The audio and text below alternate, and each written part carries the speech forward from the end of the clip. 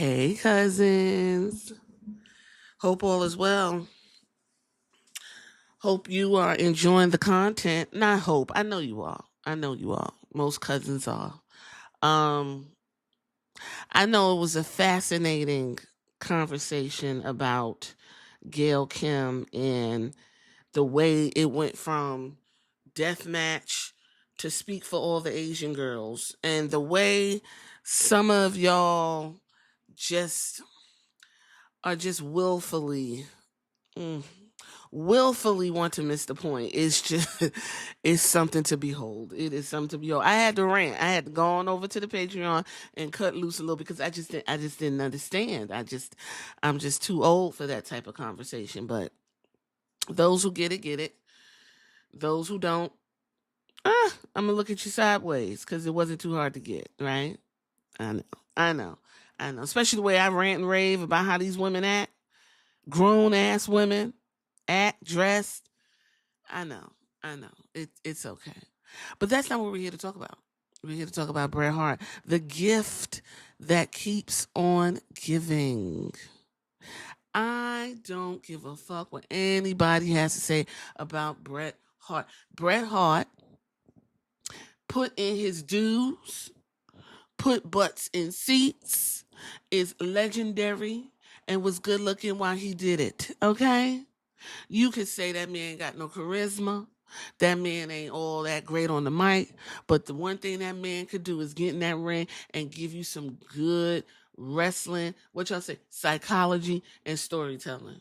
Then that woman beat that man up because he didn't have good wrestling psychology. That's how important wrestling psychology is. Absolutely.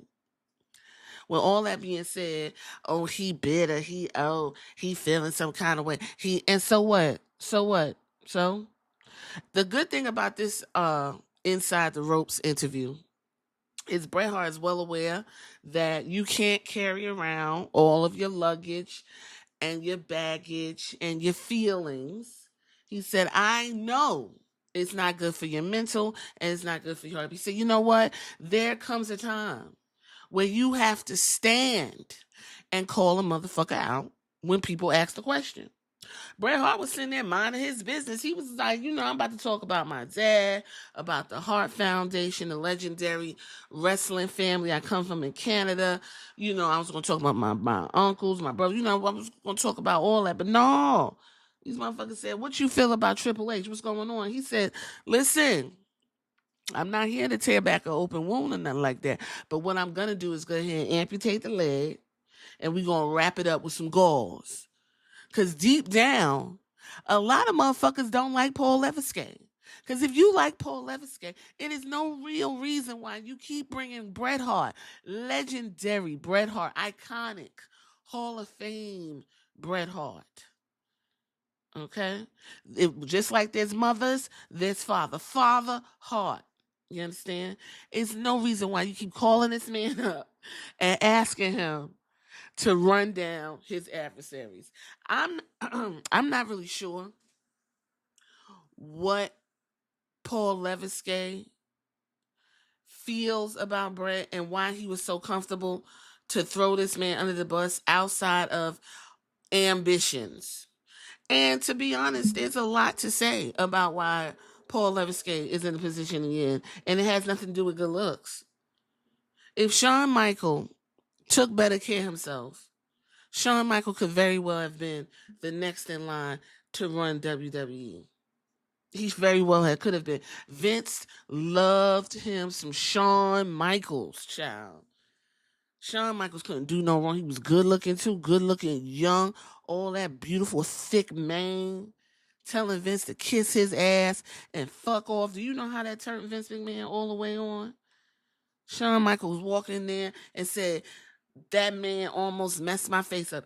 Get his ass out of here. They got rid of that big dude. What was his name again? Oh my goodness. I forgot. Y'all know what I'm talking about. Got rid of his ass. They did a Dark Side of the Ring. I talked about it. Yeah. Shawn Michaels could have very well been the number 2, but he had some things he had to get done. And that's why I appreciate Shawn Michaels, because he went and did the spiritual work. He went and did the therapy and got himself together. Now he broke up, all his looks is kind of gone or whatever, but Shawn's still that guy. He's still doing TikToks with the kids down in NXT. They love him from Shawn. Motherfuckers don't love Paul Leviskay and never did. Never did. Bret made the good point. He said this man is writing his own legacy. If I could do that, I'd have did it too. Let me win all the belts 50 times. Let me be the majority in everybody's face. Let me have a reign of terror. And then let me marry the boss's daughter. Listen, at the end of the day, Bret got his issues and his beef, and he is valid in everything he says. And I enjoy every time Bret shoots, quote unquote, on people he don't like. He is nonchalant. He don't give a fuck. And who gonna tell him? Who gonna check him? Who gonna check Bret Hart? Paul Leviskay gonna check Bret Hart? I don't give a fuck. Paul Leviskay could be running all of the wrestling companies. Bret Hart still gonna show up and say he ain't shit. He ain't shit. And I love it. Love it, love it, love it.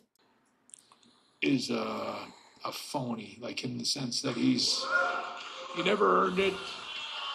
He never earned it. He never deserved it. He just married the boss's daughter, and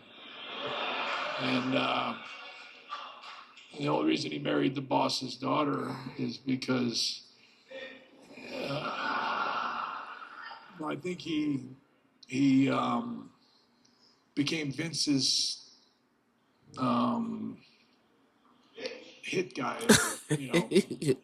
The whole thing that happened in Montreal. Not that we want to go back to all that, but Triple H.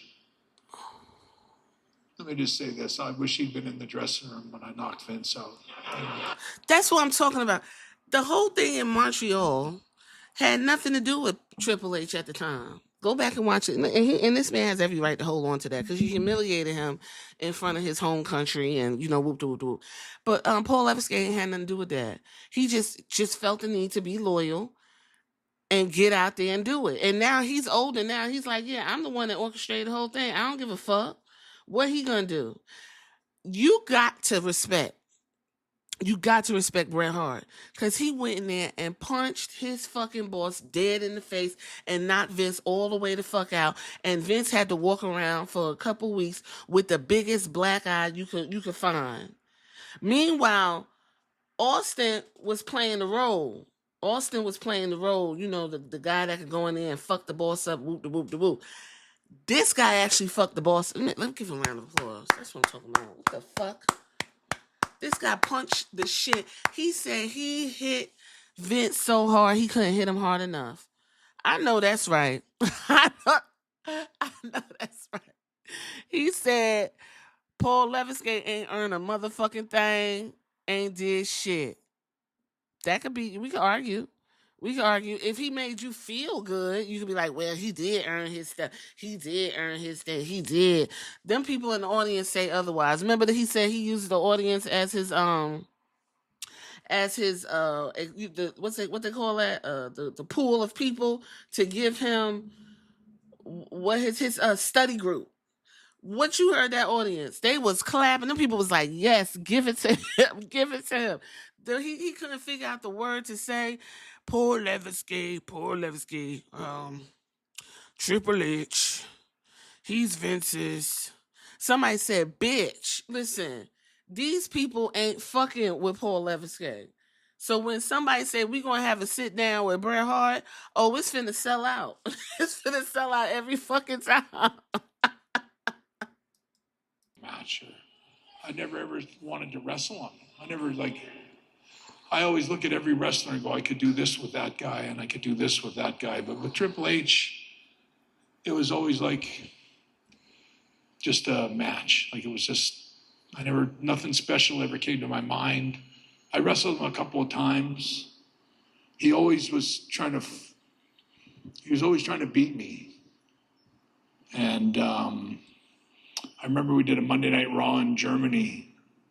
And he was part of the booking now. He's in the booking committee with Vince and Jerry Briscoe and all these guys. And I get to Germany, which is one of my biggest markets ever. Like there was never a star in Germany like I was. And even Vince told me after when I came back in 2010, when I came back, he told me one time, he goes, the only country that never came back was Germany. He goes, after you left and you left the company, he goes, it's never come back. It's never been the same. It's like the whole market crashed. And I think it's kind of come back and running now, but it took a long time for them to rebuild their. Yeah, he said Paul Levesque. Oh, oh shit! What happened? Wow, did y'all hear that? He said Paul Levesque was a slimeball, sleaze, scumbag, didn't want to wrestle him. You know, it says a lot because I think he had him and Shawn Michaels. I think he had more respect for Shawn Michaels just being an outwardly dick to him than the sleaze ball in the back, sneaky ass bullshit that Triple H was doing. I think that's where Bret is trying to really say what he wants to say. He's not really thinking of his words or nothing. He's just saying what's coming on his mind or whatever. But the people in the audience love it. They love it. I love it too. I think the reason why he is more open to Shawn Michaels and you know will talk. He has a reverence for him because they fought it out. They fought it out. They came back. They talked. They, you know, did the whole shebang. And I think that's why he gives Shawn Michaels space, especially in his older years. I think Shawn's just like, listen, this is what happened. I'm sorry. You know, I was on drugs. I was in a different time. I was ambitious as fuck. I was fucking everybody over. Like Shawn Michaels' dickhead era was legendary. A lot of people didn't know what Triple H was doing during Shawn Michaels' dickhead era. Okay? Shawn Michaels was putting on some of the best matches, entertaining, help usher in the Attitude Era. I mean, he is legend, and I think this is why Bret Hart doesn't really give Shawn Michaels that much heat as much as he gives Paul Levesque, because I already told y'all Paul Levesque was aura farming, what we call aura farming now. Shawn Michaels was doing all the talking, saying all the wild shit, because he was untouchable. Meanwhile, Triple H say some shit. This motherfucker got to do, you know, jobbing in the ring, doing all kind of brunt work because he wasn't on that level that Shawn had with Vince back then. And this is all documented. Everybody talks about it. Everybody know that Shawn was Vince's golden boy. He loved Vince. And I already told you Vince is bisexual. So the sexual element was already there. Because Shawn Michaels was a good looking piece of man. You hear me? And that's how Vince picked his wrestlers. Good looking, muscle bound, big, brolic, all that. He loved that. But he gave Shawn a nice little special piece. Because he just like looking at that young, sexy boy. Right? I'm just a sexy boy. Yeah. Then you got Triple H. Triple H ain't no good looking dude. And he ain't no good looking guy. You know? He tried to aura farm a lot of that from Shawn, and a lot of times it fell flat. So, you know, here it is.